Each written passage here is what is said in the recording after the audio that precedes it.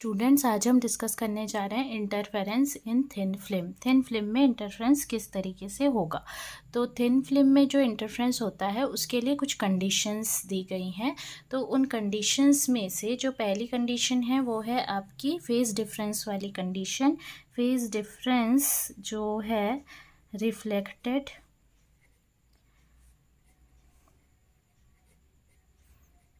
Due to reflection from denser medium, इसी का दूसरा नाम जो है वो दिया गया है स्टोक्स लॉ।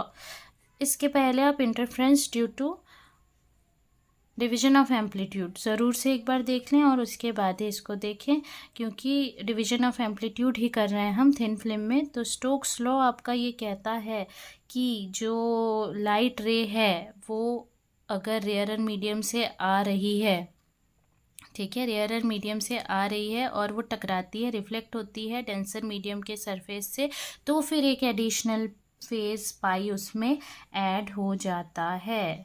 ठीक है, स्टोक्स लॉ आपको ये कहता है कि when a light ray coming from A rarer medium is reflected from a denser medium, an additional phase is introduced in it।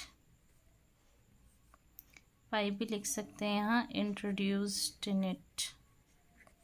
ठीक है, तो इसके लिए हमको क्या करना पड़ेगा, हम ले रहे हैं एक मीडियम, ये सपोज सरफेस ले रहे हैं, नॉट मीडियम, सरफेस ले रहे हैं। ये रेयरर मीडियम है एयर, और ये जो सरफेस है ये ग्लास का सरफेस है, इससे टकराया, रिफ्लेक्ट हुआ एंड ट्रांसमिट हुआ। ये लाइट रे जो है एम्पलीट्यूड ए, रिफ्लेक्ट हुआ तो ए आर, ट्रांसमिट हुआ तो ए टी। ठीक है, हमको ये प्रूफ करना है कि लाइट रे जो टकराई तो एडिशनल फेज पाई उसमें इंट्रोड्यूस हो गया। तो उसके लिए हम लोग क्या करेंगे, सेम ऐसा ही डायग्राम बनाएंगे, और इसमें हम क्या कर रहे हैं, इस डायरेक्शन से ले रहे हैं, लाइट रे आ रही है इस डायरेक्शन से, और उसका जो एम्पलीट्यूड है सपोज ए आर है, तो फिर वो जब आगे बढ़ती है, ट्रांसमिट होती है, तो फिर ये ए आर टी, और अगर ये रिफ्लेक्ट होती है तो एम्पलीट्यूड हो जाता है इसका ए आर आर डैश, या ए आर आर रहने देते हैं। और यहाँ से जो लाइट रे अगर आती है तो फिर उसका एम्पलीट्यूड ए टी होगा, और ये जब रिफ्लेक्ट होगी तो इसको हम नाम देते हैं ए टी, ये यहाँ से रिफ्लेक्ट हुई आर डैश, और यहाँ ट्रांसमिट हुई तो ए टी टी डैश। ठीक है, ऐसा क्यों कर रहे हैं, हमको प्रूफ करना है, क्योंकि कि लाइट रे जो इंसिडेंट हुई रेयरर से आई और डेंसर से टकराई, तो फिर उसमें एक एडिशनल फेज डिफरेंस आ गया। ठीक है ना। तो अब हम लोग यहाँ पे क्या कर रहे हैं कि ये दोनों को हम कंपेयर करें। अगर ये दोनों को कंपेयर करते हैं तो ए इज इक्वल्स टू, यहाँ से देखिए, A R R plus A T T dash, ऐसा हम लिख सकते हैं। और इसको लिखिए 1 is equals to R square plus T T dash. अब हमको ये पता है law of conservation of energy से कि R square plus T square is equals to 1 होता है, तो हम आर स्क्वायर को क्या लिख सकते हैं, 1 माइनस टी स्क्वायर लिख सकते हैं आर को। तो फिर आर स्क्वायर को 1 माइनस टी स्क्वायर लिख सकते हैं, तो T square is equals to आपको मिल जाएगा टी टी डैश, तो यहाँ पे हमको मिल जाएगा T dash is equals to T. ठीक है, आर स्क्वायर को क्या किया हमने, 1 माइनस टी स्क्वायर लिख दिया, तो ये वैल्यू मिल गई। वैसे ही इस वाले रे को, अगर हम इस वाले रे को कंपेयर करें, यहाँ तो कोई रे है नहीं, तो फिर A R T plus A T R dash is equals to आपको मिलेगा 0। सो इसकी वैल्यू क्या हो जाएगी, अब A T R plus R dash is equals to 0, और आप क्या लिख सकते हो, R dash is equals to minus R. तो फिर हमको क्लियरली ये चीज़ दिखाई दे रहा है कि जो रिफ्लेक्टेड वाला पार्ट है, रिफ्लेक्शन कोफिशिएंट वाला जो हिस्सा है, रिफ्लेक्टेड रे है, उसमें एक फेज चेंज आ रहा है, इसीलिए माइनस आर मिला, जबकि ट्रांसमिटेड वाले में कोई फेज चेंज नहीं हो रहा है। जब रिफ्लेक्टेड हो रहा है तो एडिशनल फेज पाई का आ जा रहा है, इसीलिए हमको यहाँ पे क्या मिल गया है, माइनस आर मिला है। क्लियर है? तो ये है आपका स्टोक्स लॉ।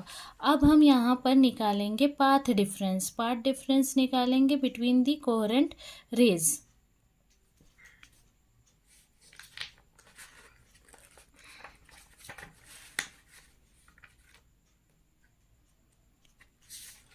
नेक्स्ट हम आते हैं पाथ डिफरेंस पे।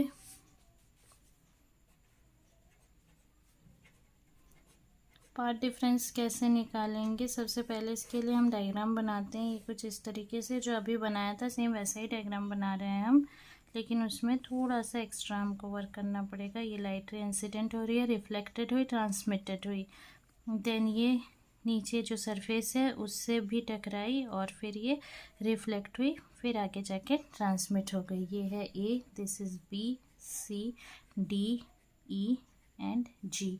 यहाँ से एक नॉर्मल हमको ड्रॉ करना है और यहाँ से भी हम एक नॉर्मल ड्रॉ कर रहे हैं। अगेन यहाँ से ये कुछ इस तरीके से हमने ड्रॉ कर लिया है। ये आपका इंसिडेंट एंगल आई हो गया, ये हो गया आर, तो ये भी हो गया आर एंड ये हो गया आई। ठीक है, अब हमको करना क्या है?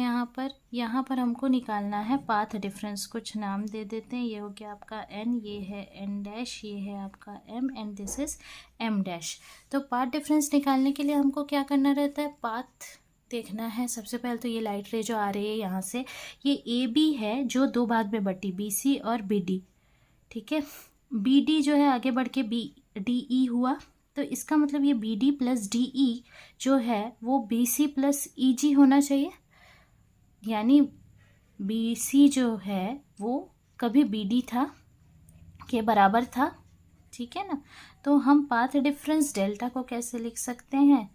B D plus D E. Actually इनके बीच का डिफरेंस अब यहाँ डायग्राम से दिख रहा है, ई जी छोटा है और ये बी सी बड़ा है।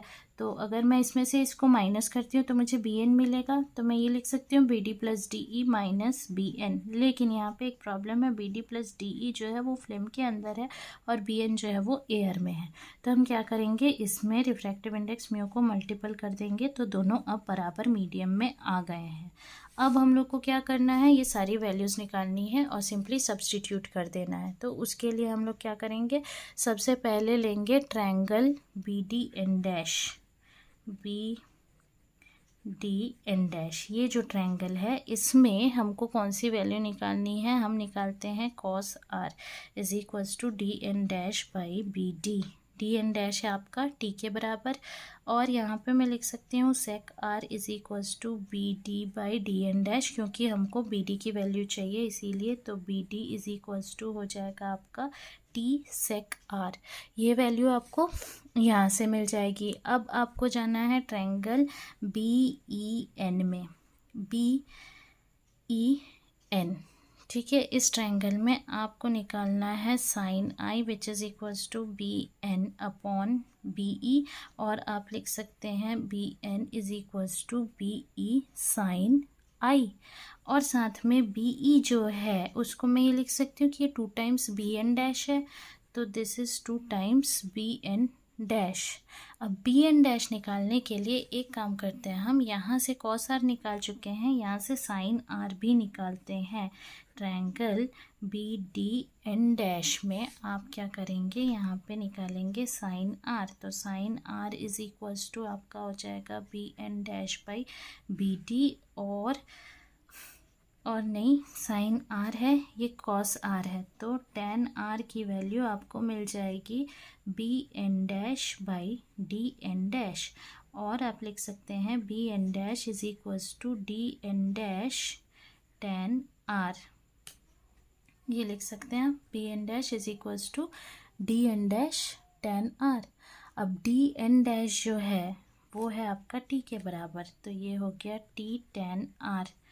तो बी एन डैश की वैल्यू जो है यहाँ सब्स्टिट्यूट करेंगे, therefore B E, just a second, therefore B E is equals to T, यहाँ पे ये वाला जो है 2t tan r, ये वैल्यू मिल गई आपको 2t tan r के बराबर।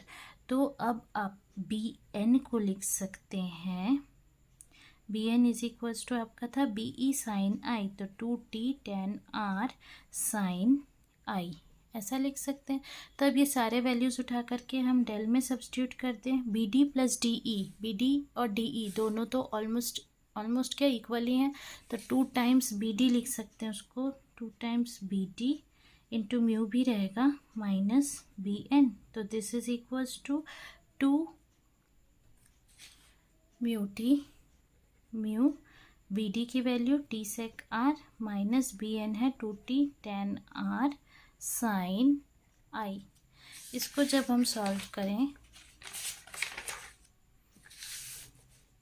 इसको जब हम सॉल्व करेंगे तो फिर हम लोग इसको क्या लिख सकते हैं, 2 हमारे पास क्या वैल्यू आई थी, पहले तो ये देखिए 2 म्यू टी, म्यू की जगह sine I by sine R, T sec R यानी 1 by cos R minus 2t tan r यानी sine R by cos R, और उसके साथ में साइन आई।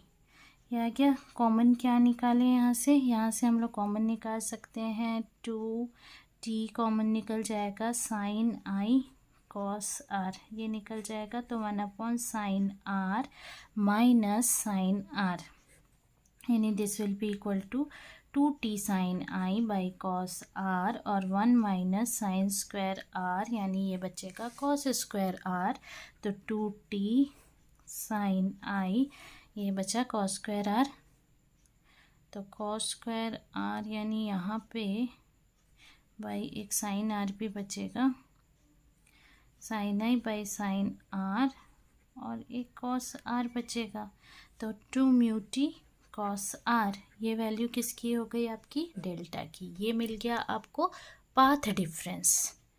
ठीक है, तो ये 2 कंडीशन हो गई, पहली फेज डिफरेंस की स्टोक्स लॉ वाली, और दूसरी ये कंडीशन पाथ डिफरेंस की आपको मिल गई। अब बाकी 2 कंडीशन हम नेक्स्ट टाइम करेंगे। आज के लिए इतना ही, थैंक यू।